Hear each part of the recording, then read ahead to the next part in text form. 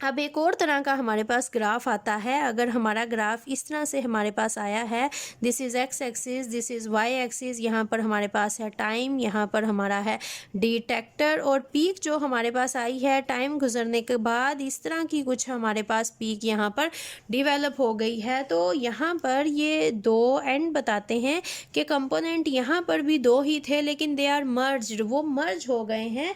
मतलब यहाँ पर जो फ्लो रेट हमारे पास है वो बहुत अच्छा नहीं आया। यहाँ पर जो प्लेट हाइट है वो बहुत हमारे पास उसकी वैल्यू बहुत हाई हो गई है, मिस्टेक हमने कर दी है।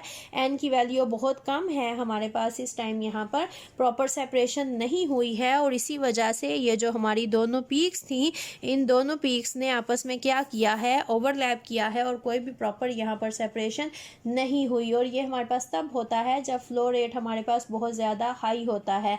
फ्लो रेट, अगर हमारे पास फ्लो रेट यहाँ पर बहुत ज़्यादा हाई होगा तो फिर हमारे पास जो आइडेंटिकल होती है कंपोनेंट, उनकी कभी भी हम आइडेंटिफाई नहीं कर सकते, हम उनको मेजर नहीं कर सकते। फ्लो रेट हाई होने की वजह से हमारे पास पीक्स इस तरह से ओवरलैप कर जाएंगी एक दूसरे के साथ, और जो हमारी वैल्यू है वो सारी की सारी ख़राब हो जाएगी। इस तरह से हमारे पास होता है जब हमारे पास एच की वैल्यू हाई होती है, प्लेट हाइट प्रॉपर नहीं आती है, सेपरेशन हमारे पास प्रॉपर पॉसिबल नहीं होती, तो इस तरह से हमारे पास सारे का सारा डिफ्यूज्ड काम आ जाता है।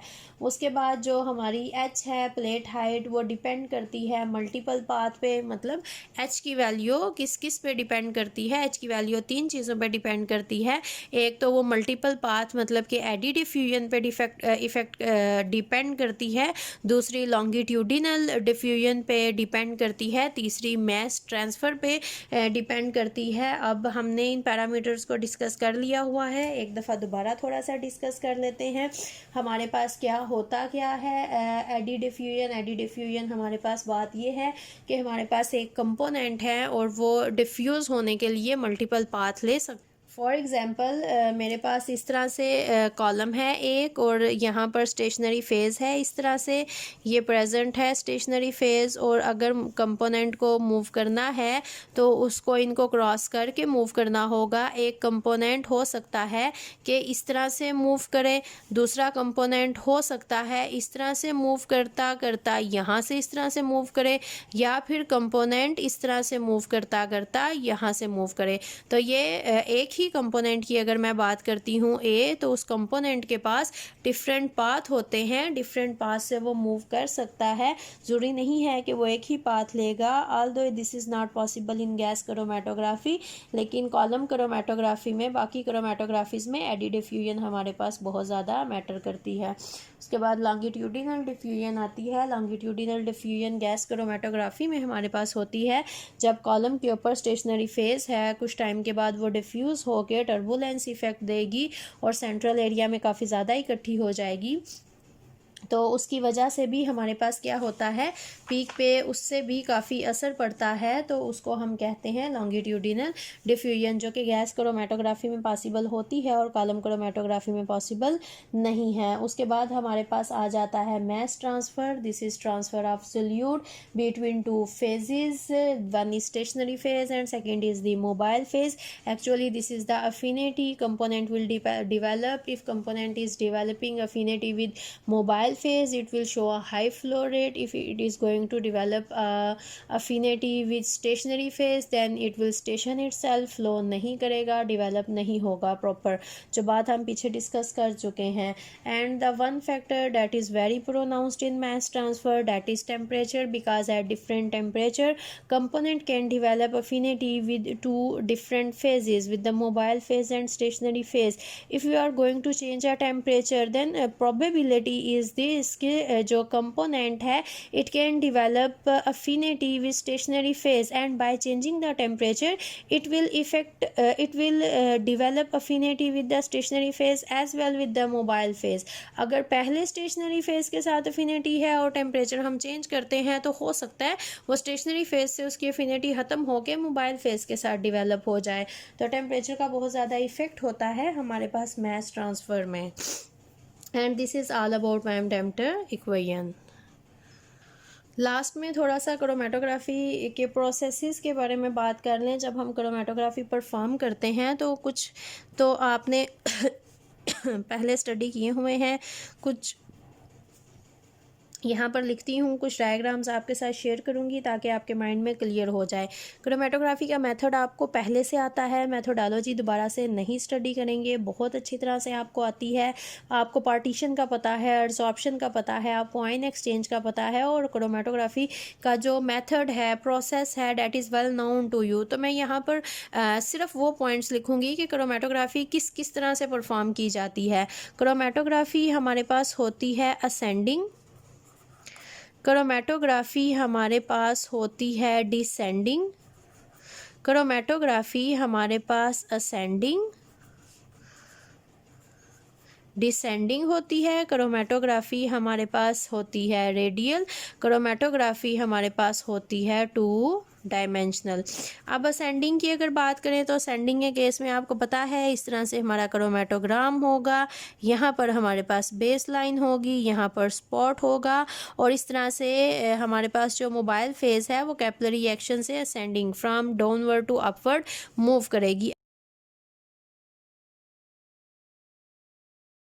अगर हम डिसेंडिंग की बात करते हैं तो डिसेंडिंग में इस तरह से क्रोमेटोग्राम को हैंग किया जाता है। बेस लाइन यहाँ पर होती है, यहाँ पर इस तरह से एक ट्रे बनी होती है, एक फिक्स फ्लो रेट होता है जिस फ्लो रेट के साथ मोबाइल फेज यहाँ पर ये कैपिलरी एक्शन नहीं होगा, ग्रेविटी का इफेक्ट भी आ जाता है। यहाँ पर स्प्रिंकल होती है फ्लो रेट के साथ प्रॉपर मोबाइल फेज इसके ऊपर यहाँ पर मूव करती है, और ये इस तरह से यहाँ पर डेवलप करता है हमारा कंपोनेंट। फिर हम इसको यहाँ से रिमूव कर लेते हैं। असेंडिंग डिसेंडिंग हमारे पास कुछ इस तरह से आएगी। पेपर को किया जाता है फोल्ड, एक ये हमारे पास एरिया आ जाता है, दूसरा हमारे पास इसकी कह लें कि ये जो बैक साइड है यहाँ पर हमारे पास आ जाता है। ये स्ट्रेट हमारे पास पेपर है, पेपर को हम इस तरह से फोल्ड करते हैं। ये हमारे पास एक ये एरिया है, एक ये एरिया है। फिर इस तरह से यहाँ पर हमारे पास 2 कॉलम होते हैं जिनके इनके अंदर हम इनको कह लें टैंक के जिस तरह नीचे हमारे पास होता है बॉटम जहाँ पर मोबाइल फेस होती है, हम इसको प्लेस करते हैं। यहाँ पर हम लगाते हैं स्पॉट। ये स्पॉट पहले इस तरह से असेंडिंग पैटर्न में यहाँ पर डिवेलप करेगा। फॉर एग्जांपल यहाँ पर हमने स्पॉट लगाया, असेंडिंग पैटर्न में यहाँ पर डिवेलप करेगा। फिर उसके बाद ये डिसेंडिंग पैटर्न में यहाँ अपवर्ड से डाउनवर्ड डायरेक्शन में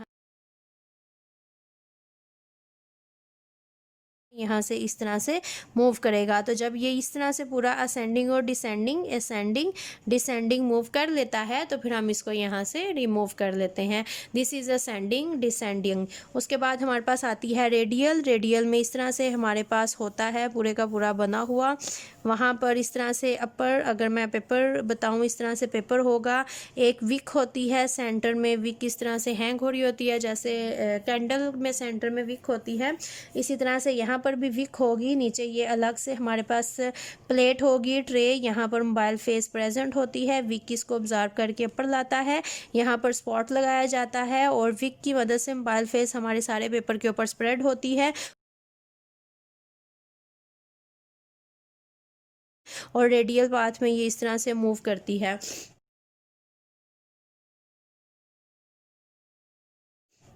और इस तरह से क्रोमेटोग्राम हमारे पास यहाँ पर डेवलप होते हैं। अब 2 डायमेंशनल में क्या होता है, 2 डायमेंशनल में हम इस तरह से क्रोमेटोग्राम लेते हैं। यहाँ तो हमने सेंटर में स्पॉट लगाए होते हैं हमेशा, यहाँ पर हम इसकी एक साइड पे स्पॉट लगाते हैं।